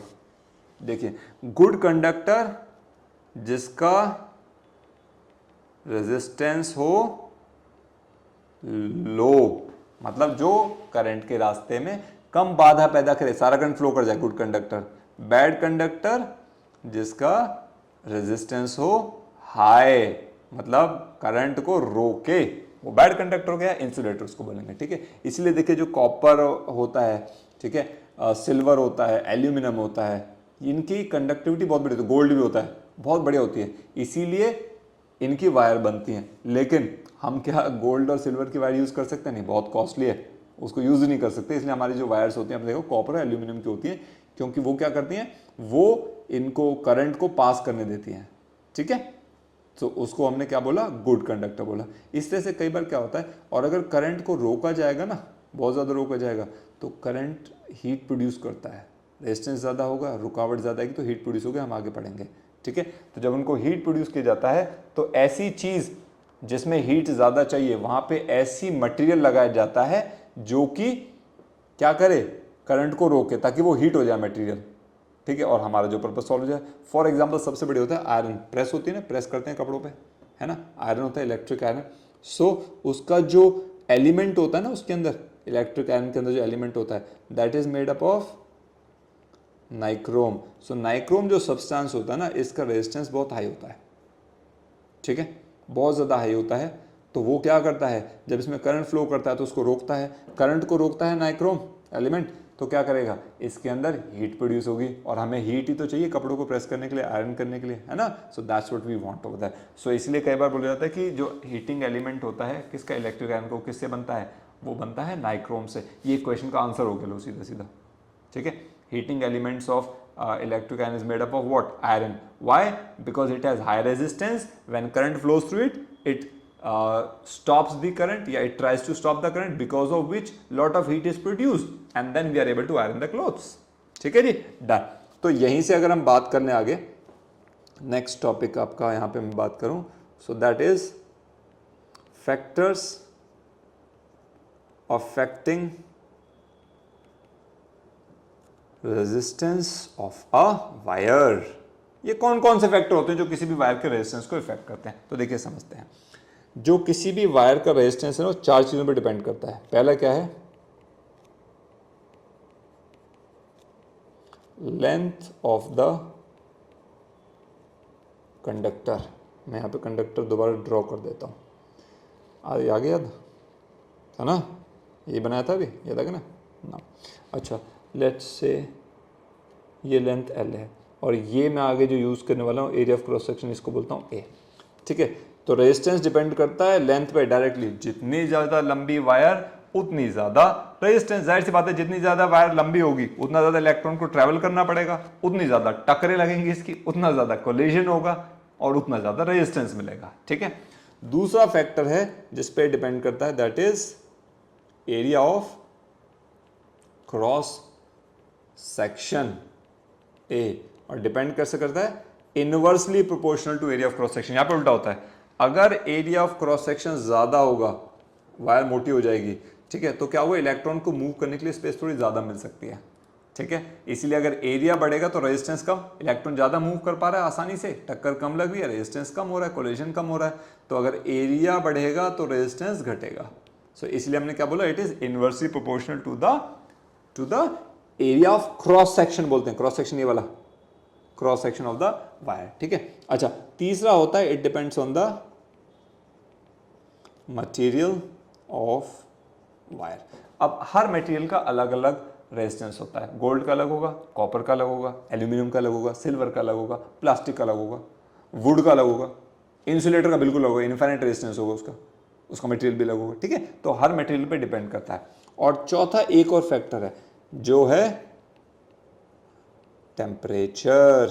मैंने बताया था ना, इस पर डिटेल में डिस्कस, यहां समझते, देखिए टेम्परेचर बढ़ेगा तो रेजिस्टेंस किसी भी मेटल का बढ़ेगा, इंक्रीज होगा, ठीक है। तो यहां पे लिख देता हूं, अगर टेम्परेचर इंक्रीज होगा तो रेजिस्टेंस भी इंक्रीज होगा। क्यों, जरा समझते हैं। यहां आप समझिए, अगर टेम्परेचर बढ़ रहा है, सो अभी तुम्हें एक साइकिल समझाता हूं, थर्मल एनर्जी बढ़ेगी, मतलब रूम टेम्परेचर पे जो एनर्जी होगी, थर्मल एनर्जी बढ़ी तो वो कन्वर्ट होगी उसकी काइनेटिक एनर्जी बढ़ेगी, काइनेटिक एनर्जी बढ़ी तो उस ऑब्जेक्ट की स्पीड या वेलोसिटी बढ़ेगी, स्पीड या वेलोसिटी बढ़ी तो उस ऑब्जेक्ट के कोलिजन या जो टकरे मारते घूम रहे वो बढ़ेंगे, और अगर कोलिजन बढ़ा तो बाधा मिल रही है रेजिस्टेंस के रास्ते में, तो क्या हो रहा है, रेजिस्टेंस बढ़ रहा है। साइकिल समझ आई। अगर टेम्परेचर बढ़ाएगा तो थर्मल एनर्जी बढ़ेगी, जिसकी वजह से काइनेटिक एनर्जी बढ़ेगी, जिसकी वजह से उस इलेक्ट्रॉन की वेलोसिटी बढ़ेगी, इलेक्ट्रॉन की वेलोसिटी बढ़ेगी तो उसके कोलिजन्स बढ़ेंगे, कोलिजन बढ़ेंगे तो इलेक्ट्रॉन का रेजिस्टेंस बढ़ेगा ही बढ़ेगा, कोई नहीं रोक सकता। समझ आ गया, गुड। सो इन चारों फैक्टर्स को कंबाइन करके हम लिख सकते हैं R proportional to l and it is inversely proportional to A.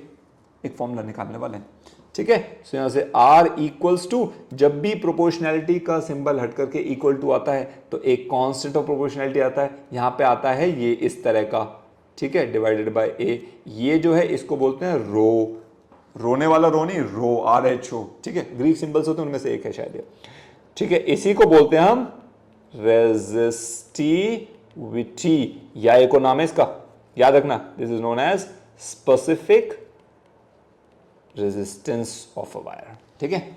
So are हमारा एक फॉर्मूला आ गया रेजिस्टेंस का, ये R equals to rho l by a, और एक तो याद रहे ना ये R equals to V by I, ये तो था ही ओम्स लॉ वाला, V equals to I R था ना हमारा, ये पढ़ा था, देखो है कहाँ लिखा है, ये रहा है ना, V equals to I R, ये रहेगा। दूसरा हो गया रो एल बाय ए, एक फॉर्मूला होगा। आई होप आपको ये समझ आएगा। यहां तक कोई भी डाउट है तो फटाफट से कमेंट कर दो यार, अभी तक जितना सुन चुके हो, कोई भी डाउट है नहीं समझ आया फटाफट कमेंट डालो, मैं इसके ऊपर कुछ या तो एक शॉर्ट डाल दूंगा, कोई छोटा होगा, बड़ा होगा तो एक फिर से एक वीडियो बना दूंगा, ठीक है। Just put it over there. Now अब हमने एक नई चीज पढ़ ली, रेजिस्टिविटी। अब थोड़ा सा इसको और पढ़ लेते हैं, क्या चीज है ना, इसको डिटेल में डिस्कस कर लेते हैं।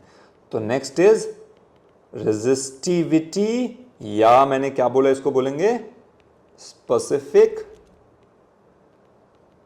रेजिस्टेंस, ये बोलते हैं इसको, और इसका सिंबल होता है रो, ठीक है। तो देखिए ये क्या था हमारा, R is equals to formula था rho l by a, therefore यहां से rho is equals to R a by l कह सकते हैं। तो यहां से यूनिट निकालें, R की ओम, एरिया की मीटर स्क्वायर और लेंथ की मीटर, तो क्या बचेगा ओम मीटर, ये माइनस नहीं है, ओम मीटर लिख रहा हूं खाली मैं, ये बीच में तो साइन ऐसी हाइफन दिखा दिया, ये माइनस नहीं है, ध्यान रखना, ओम मीटर। सो रेजिस्टिविटी की यूनिट क्या होगी, ओम मीटर, ठीक है। ये सिर्फ किस लिए शो किया मैंने, ओहो मीटर की स्पेलिंग क्या लिख दिया यार, ओम मीटर, ठीक है। ये किससे शो किया, बीच में माइनस नहीं है, जस्ट ओम का एम और मीटर का एम एम ना हो जाए एक साथ, ओम मीटर, ठीक है, इसलिए बचाने के लिए।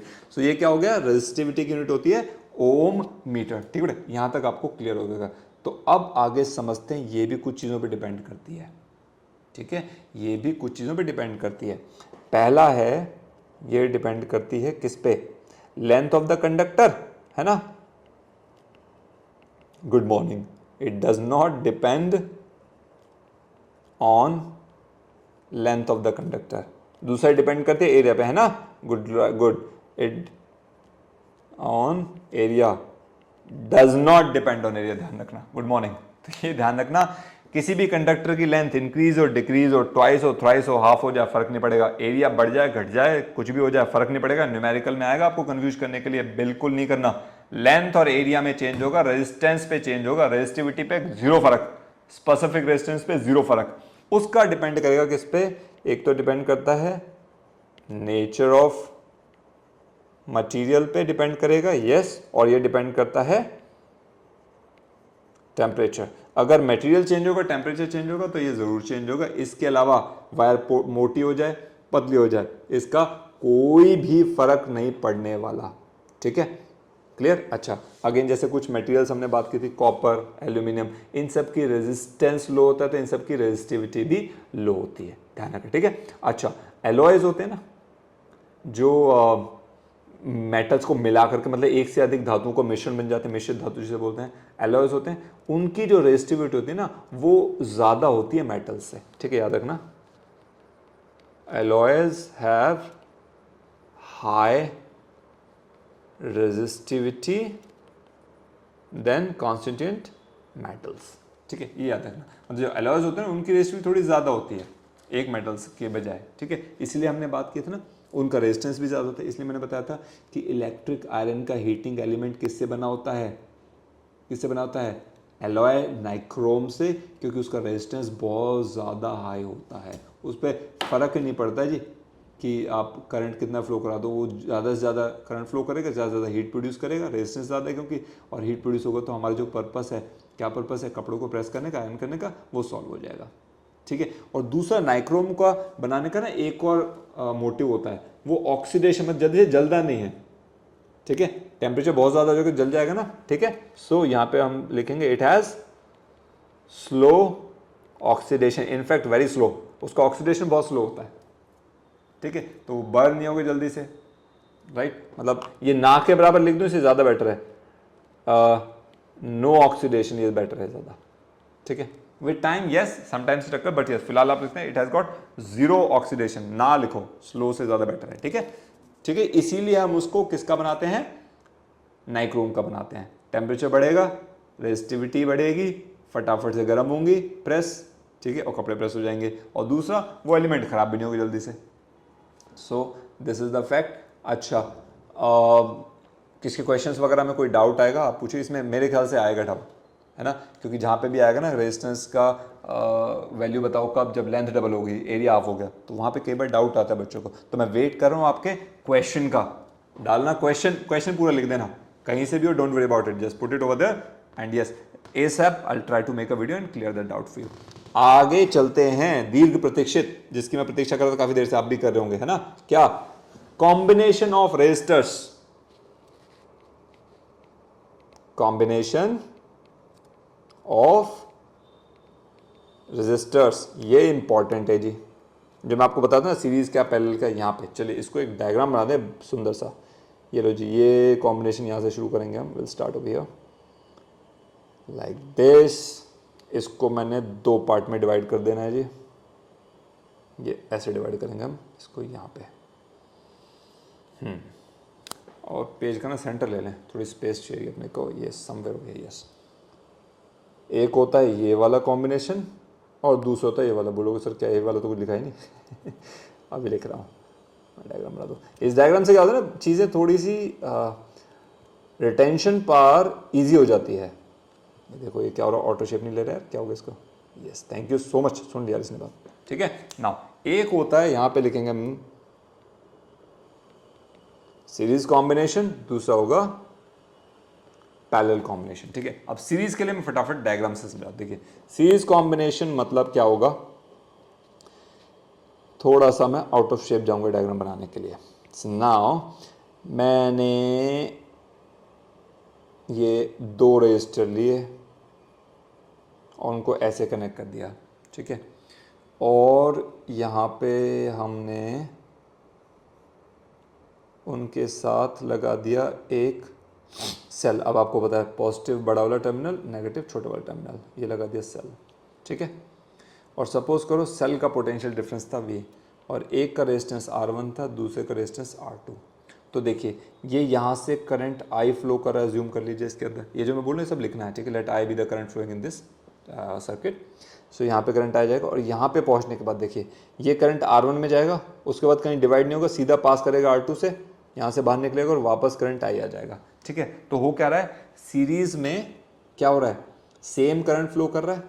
ठीक है, सीरीज में क्या हो रहा है, करंट की वैल्यू जो है वो सेम फ्लो कर रही है, सपोज आई करंट फ्लो कर रही है। ठीक है, लेकिन इसका जो पोटेंशियल होगा ना वो अलग अलग होगा। तो सपोज करो यहाँ से यहाँ तक R1 में पोटेंशियल डिफरेंस V1 है और R2 का पोटेंशियल डिफरेंस V2 है। ठीक है ना, अब देखिए यहाँ पे हम लिख सकते हैं, सो ये पोटेंशियल आया कहाँ से होगा, V is equals to V1 plus V2, यही होगा ना, है ना। ठीक है, तो फिलहाल के लिए मैं इसको रिमूव कर रहा हूँ क्योंकि इसको हम आगे यूज़ करने वाले, सिर्फ समझाने के लिए था। ठीक है, तो देखो ओम्स लॉ क्या कह रहा था, V is equals to IR। So V1 क्या होगा, I1 R1 और V2 potential difference across R2 resistance क्या होगा, I2 R2। ठीक है, अच्छा आपको पता है I1 इक्वल्स टू I2, इसको हमने I माना है, दोनों में करंट तो सेम जा रहा है भाई, ये I करंट फ्लो कर रहा है, दोनों में सेम जा रहा है। तो V1 की वैल्यू फिर से क्या हो जाएगी, IR1 और V2 की वैल्यू क्या हो जाएगी, IR2। अब एक काम करो, ये कहते हैं let RS be the net resistance of combination. ये जो कॉम्बिनेशन मतलब कि इसको थोड़ा छोटा कर दूं मैं, हाँ इसका आ जाएगा आराम से। ठीक है, इसका मतलब क्या है, इन दोनों की जगह हटा करके इनकी जगह एक रेजिस्टेंस लगा दें और उसकी वैल्यू RS मान ली, रेजिस्टेंस इन सीरीज, तो वो R1 R2 का काम कर जाएगा, ये माना हमने। ठीक है, तो ओम्स लॉ क्या कहता है, V is equals to IRS होगा, करेक्ट, ओम्स लॉ ये कह रहे हैं। सो IRS, अच्छा आपको पता है एक और चीज, V की वैल्यू क्या है, V1 प्लस V2, V से ही तो निकले हैं, V1 और V2 को तो डिवाइड किया गया है, मतलब V को V1 और V2 में ही डिवाइड किया है, तो ये क्या हो जाएगा, V is also equals to V1 plus V2, तो ये दोनों वैल्यू पुट कर दें इक्वल। तो V1 की वैल्यू क्या थी भाई हमारी, IR1 प्लस V2 की वैल्यू क्या थी, IR2। ठीक है जी, इसको आगे सॉल्व करते हैं, I से I कैंसिल हो जाएगा, कॉमन लेकर के IR1 प्लस R2, तो क्या बचेगा, RS equals to R1 plus R2, ये हो जाएगा। ओहो शेप नहीं बनी, चलो ऑटो नहीं ले रहा है, पता नहीं क्या हुआ। एनीवेज, सो ये सीरीज में रेजिस्टेंस हो जाएगा R1 प्लस R2। सपोज 3 होंगे तो क्या हो जाएगा, सीरीज का कॉम्बिनेशन 4 होंगे तो क्या हो जाएगा, R1 plus R2 plus R3 plus R4, 10 होंगे तो इस तरह से ऐड करते जाएंगे, मतलब सीरीज में कॉम्बिनेशन में रेजिस्टेंस इस तरह से ऐड हो जाते हैं। ठीक है, अब इसमें एक चीज आपने नोटिस की होगी जो ध्यान रखना है, वो यहाँ पे लिखता हूं मैं, in series current across each resistor is same. Current her register में सेम, देख लो, देखो इसमें आई गया, इसमें भी आई गया और वापस आई आ गया, करंट सेम था, लेकिन पोटेंशियल डिफरेंस चेंज हो गया, डिफरेंट था, तो वही लिख देंगे, सीरीज में पोटेंशियल इज डिफरेंट। ठीक है, तो इतने में अपना काम चल गया सीरीज कॉम्बिनेशन का। अब आ जाते हैं पैरेलल में। ठीक है, तो मैं क्या करता हूं, अगेन हम यहां पर पैरेलल कॉम्बिनेशन बनाते हैं, एक ये रहा, एक ये रहा, दोनों को जोड़ दिया, बन गया पैरेलल। ठीक है, पैरेलल का एक और रूल मैंने पहले भी बताया था, क्या होगा, लेफ्ट वाला पार्ट लेफ्ट से जुड़े, राइट वाला पार्ट राइट से जुड़े, ये दोनों आपस में जुड़े पड़े हैं, तो ये हो गया पैरेलल, इधर से भी जा सकते हो इधर से, ये पैरेलल कॉम्बिनेशन हो गया। ठीक है, अब एक काम करते हैं, इस पूरे सिस्टम को हम एक सेल से कनेक्ट कर देते हैं, यहाँ पे ऐसे, और सेल का पोटेंशियल डिफरेंस या पोटेंशियल V मान लिया। अब देखो एक चीज़ और, ब्लू करता हूँ, यस, इस वाले रजिस्टर का लेफ्ट पार्ट सेल के पॉजिटिव पार्ट से कनेक्टेड है, टर्मिनल से, और इस वाले का भी लेफ्ट पार्ट सेल के पॉजिटिव टर्मिनल से है, तो इनका लेफ्ट साइड में पोटेंशियल क्या होगा, प्लस। R1 का, इसको R1 लिख देता हूँ मैं, R1 R2, वापस आते हैं, R1 का राइट पार्ट सेल के नेगेटिव से कनेक्टेड है, और R2 का राइट पार्ट भी सेल के नेगेटिव से, तो इनका कनेक्शन क्या होगा, नेगेटिव। तो इसका पोटेंशियल डिफरेंस मतलब इसके एंड्स के अक्रॉस का पोटेंशियल क्या होगा, जो सेल का पोटेंशियल डिफरेंस है यानी कि V।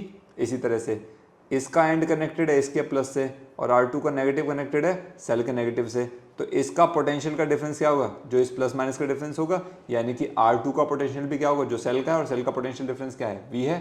तो यानी कि R1 R2 का पोटेंशियल डिफरेंस क्या है, सेम है V के इक्वल। तो क्या मैं लिख सकता हूं ऐसा, देखो V1 R1 के क्रॉस पोटेंशियल, V2 R2 के क्रॉस पोटेंशियल, और ये किसके इक्वल है, सेल के पोटेंशियल इक्वल लिख सकते हैं, पहली बात। दूसरी बात, जब यहां से यार ये करंट आया फ्लो करेगा, आया गया यहां पहुंचा, अब दोनों में क्या सेम जाएगा, नहीं, बटना पड़ेगा ना इस यहां से।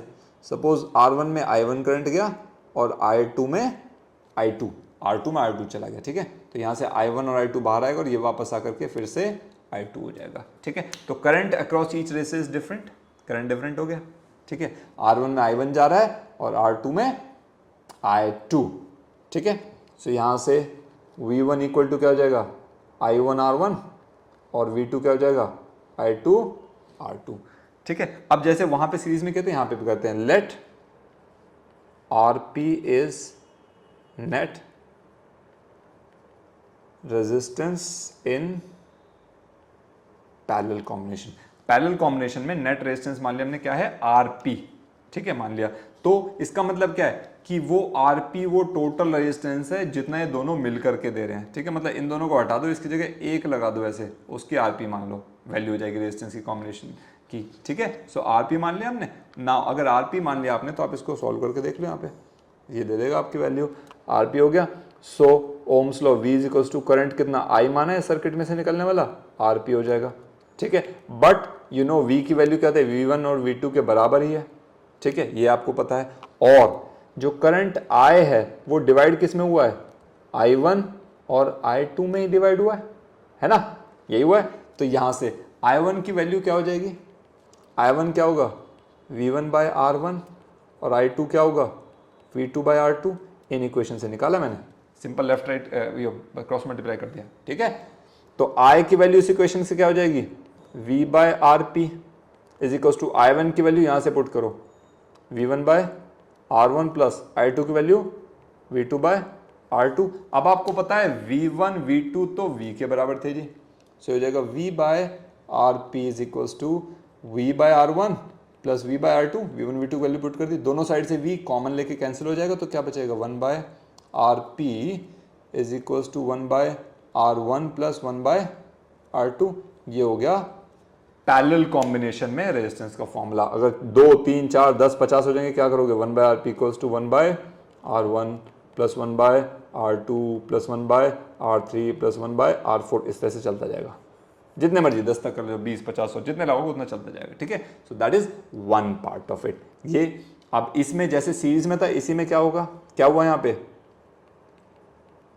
पोटेंशियल रिमेन्स कांस्टेंट, यानी कि सेम। पैरेलल में पोटेंशियल हर रेजिस्टर में अगर 500 होंगे सब में पोटेंशियल सेम रहेगा, और current is different, current divide होता रहेगा, अलग अलग होता रहेगा, डिफरेंट होता रहेगा, ठीक है। सो अब इसके ऊपर क्या है, बहुत सारे क्वेश्चंस होंगे आपको मिलेंगे, अलग अलग आप बुक्स फॉलो करोगे, एनसीईआरटी की रेफरेंस बुक्स होंगी, ठीक है, अलग अलग पब्लिशर्स की।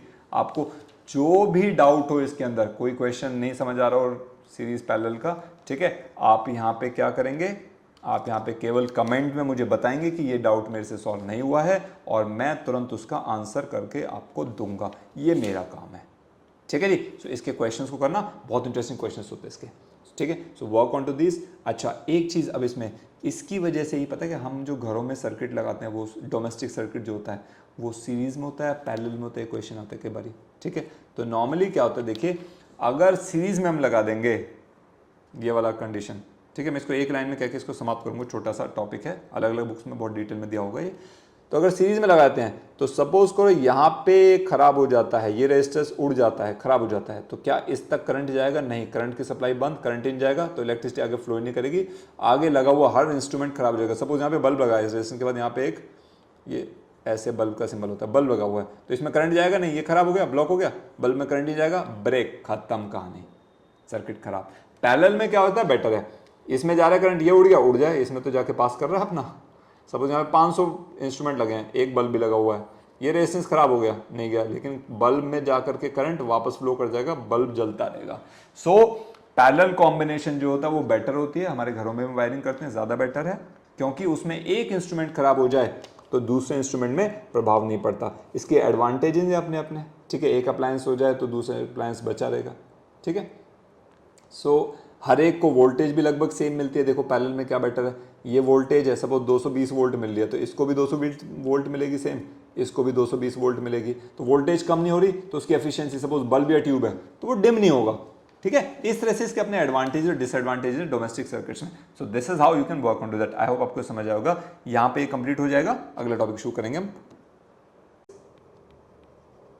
इलेक्ट्रिक पावर सिंबल होता है P, इसकी SI यूनिट होती है वॉट, W से रिप्रेजेंट करते हैं। देखिए इसकी डेफिनेशन की बात करें, इलेक्ट्रिक पावर क्या होता है, जो वर्क करते हैं ना उसका जब रेट निकालते हैं, तो rate of doing work is known as electric power, ठीक है। तो आप इसको कह सकते हैं it is the rate of doing work. Electric power कहते हैं रेट ऑफ डूइंग वर्क, यानी कि वर्क पर यूनिट टाइम।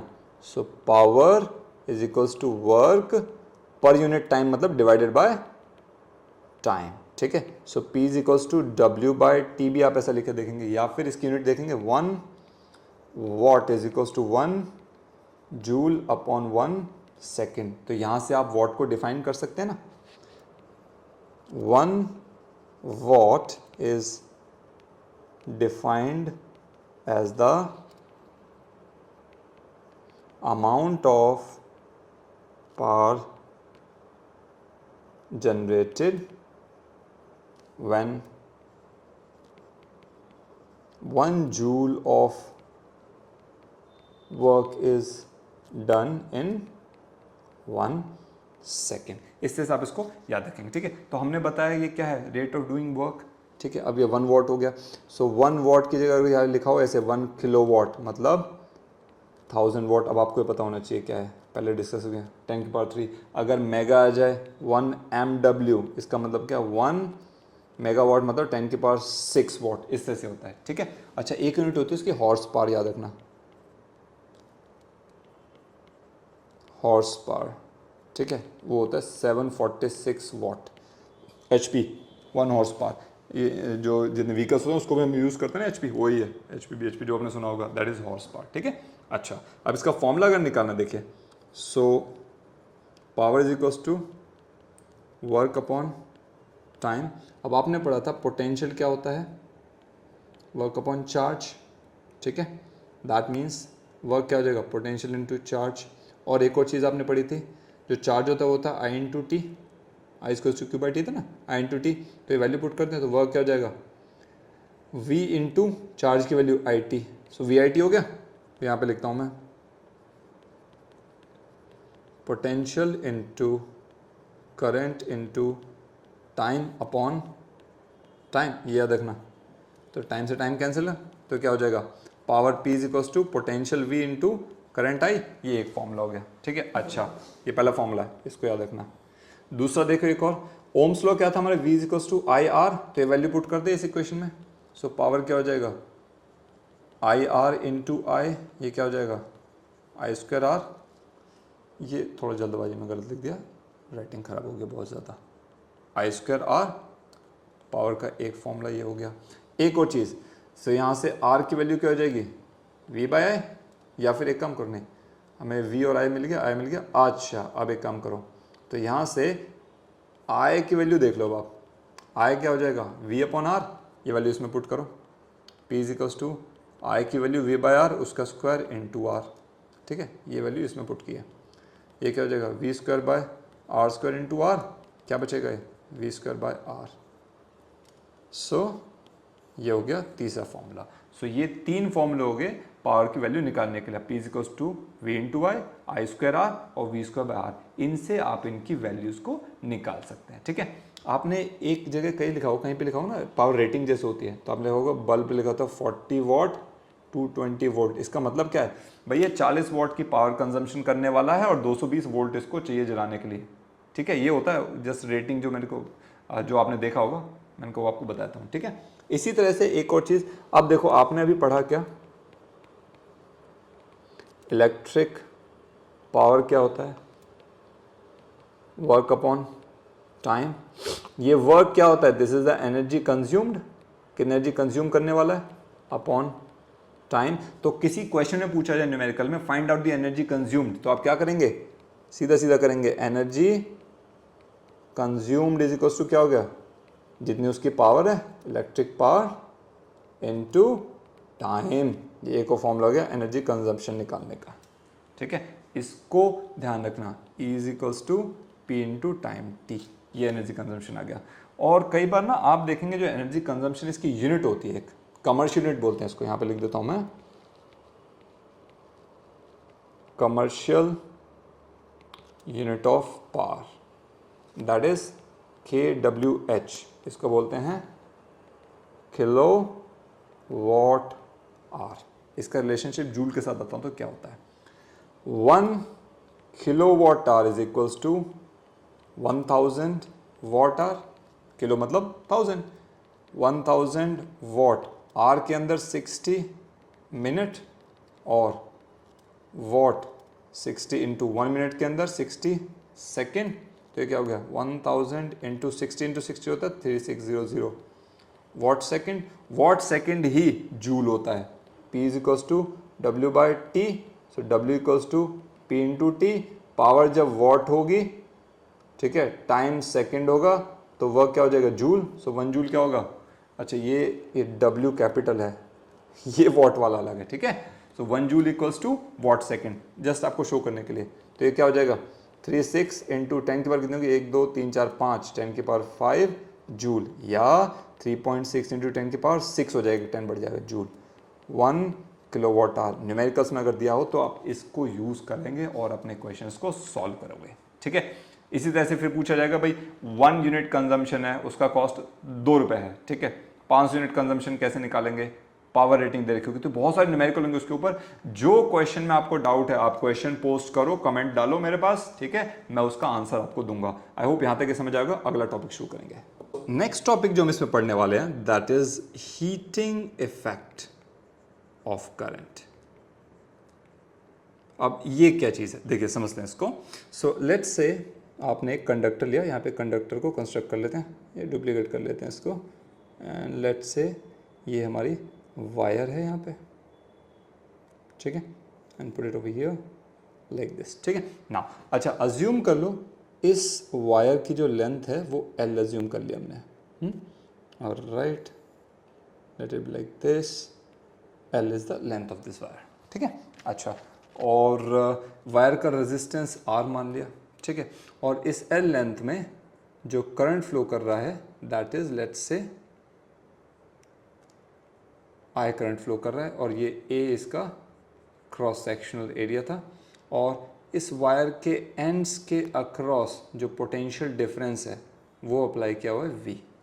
ठीक है, ये सिचुएशन है। अब होता क्या, देखिए जब भी किसी भी इलेक्ट्रिकल अप्लायंस में वायर में करंट फ्लो करता है तो उसमें इलेक्ट्रॉन्स फ्लो कर रहे हैं, सो कोलिजन होता है तो रेजिस्टेंस मिलता है। उस रेजिस्टेंस के कारण क्या होता है, ये जब कोलिजन होता है उस रेजिस्टेंस के कारण ही वो अप्लायंस हीट हो जाता है, हीट एनर्जी आती है। ठीक है, और नॉर्मली होता क्या है, क्योंकि करंट को फ्लो करने के टाइम पे जब ये फ्लो कर रहा है तो ये रेजिस्टेंस क्या कर रहा है, इसको अपोज कर रहा है। तो अब इस करंट को मेंटेन रखने के लिए इस करंट को कुछ वर्क करना पड़ेगा, अपने आप को मेंटेन करने के लिए वर्क करना पड़ेगा। ठीक है, now that work done to maintain, इसको चेंज कर लेते हैं marker, work done to maintain the current कितना होगा, जितना सपोज Q चार्ज फ्लो कर रहा है T टाइम के लिए। ठीक है, अच्छा आपको पता है Q is equals to IT होता है। ठीक है, एक सेकेंड, ये Q इंटू V होगा, T नहीं होगा। Q फ्लो कर रहा है T टाइम के लिए और पोटेंशियल डिफरेंस V है। ठीक है, सो नाउ आपको पता है Q is equals to IT होगा। ठीक है, नाउ फ्रॉम हियर ये वैल्यू पुट कर देते हैं, I into T into V हो जाएगा, सो ये VIT हो जाएगा वर्क डन। ठीक है, यू नो दिस थिंग। अच्छा, अब ओम्स लॉ हमारा क्या कह रहा था, V is equals to IR होता है। So now putting this value over here, so work is equals to I R into I T, इस ऊपर वाली इक्वेशन है, तो ये क्या हो जाएगा आई स्क्वायर आर टी। अब ये जो वर्क है, this work is stored in the form of heat energy, और स्टोर नहीं, रादर मैं कहूंगा this is evolve in the form of heat energy, है ना, क्योंकि हीट एनर्जी स्टोर नहीं हो रही, वो तो इवॉल्व हो रही है क्योंकि हीट प्रोड्यूस हो रही है। ठीक है, सो इसी के कारण हम ये कह सकते हैं H is equals to I square R T, मतलब किसी भी कंडक्टर में जिसमें I करंट फ्लो कर रहा है, R उसका रेजिस्टेंस है, और अगर वो T टाइम के लिए फ्लो करेगा तो हीट प्रोड्यूस होगी H equals to I square R T. यहाँ से पता चल रहा है हीट डिपेंड करेगा स्क्वायर ऑफ द करंट, मतलब अगर करंट डबल होगा तो हीट होगी 4 टाइम्स। हीट डिपेंड करेगी रेजिस्टेंस पे, रेजिस्टेंस बढ़ेगा तो हीट भी बढ़ेगी, और हीट डिपेंड करेगी टाइम पे। जितना देर करंट फ्लो करेगा, जितना देर करंट वायर में फ्लो करेगा या कोई अप्लायंस चलेगा, यूज किया जाएगा, उतनी ही ज्यादा उसमें हीट एनर्जी प्रोड्यूस होगी। ठीक है, सो एक फॉर्मूला हो गया H equals to I square R t. इसके फॉर्मूला आप और भी लगा सकते हो, देखो again V equals to I R वाला फॉर्मूला है यहाँ पे, सो यहाँ पे I is equals to V by R हो जाएगा, let's put it over here. So ये हो जाएगा V बाई आर का whole square into R t, ये क्या हो जाएगा V square by R into square हो जाएगा इंटू टी, आर से स्क्वायर कट के क्या बचेगा V square by R into T, ये एक फॉर्मूला हो गया। ठीक है, अच्छा और अगर आप देखें यहाँ पे, so R is equals to V by I होता है, let's put it over here, इस इक्वेशन में पुट कर देंगे। So H is equals to I square into V by I into t, that is V I t. So एक equation होगी, मतलब इसी तरह से आप इन फॉर्मुलेस को ओम्स लॉ से किसी भी तरह से you can play around with them, you can find out the solutions for this.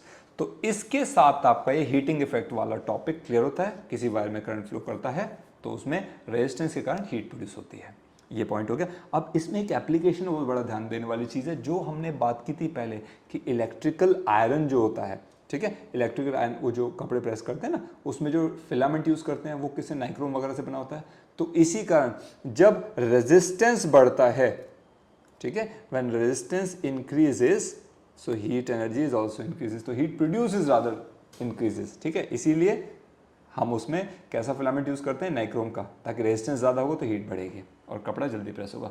एक और आपने देखा होगा बल्ब होता है, मैं यहाँ पे लिख देता हूँ, ये अच्छा एक एग्जाम्पल है, इलेक्ट्रिक बल्ब। ठीक है, उसका जो फिलामेंट होता है ना, देखो ऐसे होता है, कुछ इस तरह से बना होता है ना, डायग्राम थोड़ा सा ऐसा है, तो ये जो फिलामेंट है that is made up of tungsten.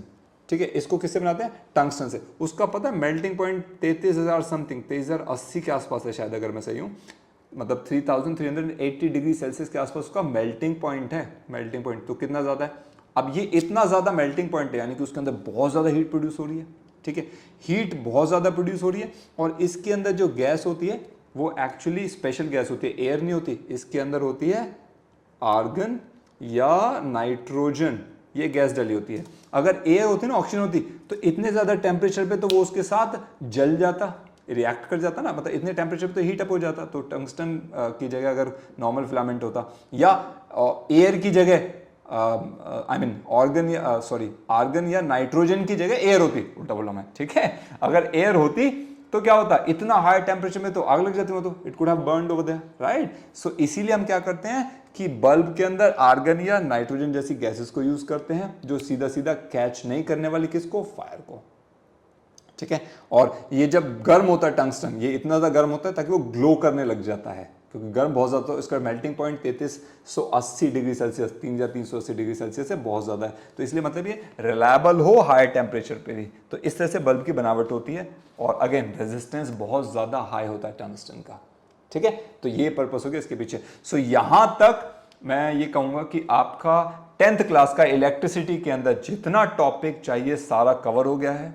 ये रिवीजन के लिए आप इसको यूज कर सकते हैं, फर्स्ट टाइम विजिटर हैं तो भी आप इसको देख सकते हैं, पूरा चैप्टर क्लियर है। अब बात बचती है क्वेश्चंस की या डाउट्स की। कोई भी बुक का कोई भी क्वेश्चन आप पढ़ रहे हैं, डाउट है, आप मुझे कमेंट में डालिए, ये क्वेश्चन नहीं आ रहा है, मैं उसके ऊपर तुरंत आपको वीडियो बना के सॉल्यूशन दूंगा। अगर आपको ये वन शॉट अच्छा लगा हो तो मुझे सपोर्ट कीजिएगा। अगर आपको लगता है इसमें से आपको कुछ बेनिफिट हुआ, आपने कुछ सीखा है, सपोर्ट कीजिए। सपोर्ट कैसे करेंगे, वीडियो को लाइक करना है और कमेंट करके जरूर बताना है आपको कौन सा सेक्शन अच्छा लगा।